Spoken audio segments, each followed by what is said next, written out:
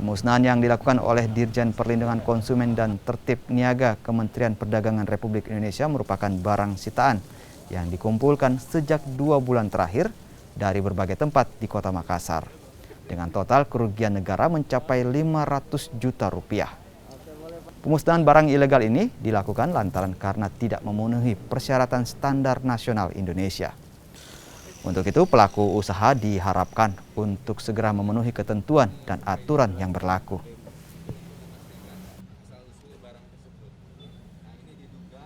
Ya, salah satunya kegiatan ini untuk memberikan efek jerah dengan cara yang mudah, singkat, ya, tidak melalui proses penyidikan yang panjang, karena di dalam ketentuan peraturan kami, ya, pelaku usaha yang melakukan kegiatan melanggar peraturan itu diminta untuk menarikan barang atau melakukan pemusnahan dengan pengontrolan oleh kami. Nah, salah satunya seperti itu, seperti ini kegiatan ini.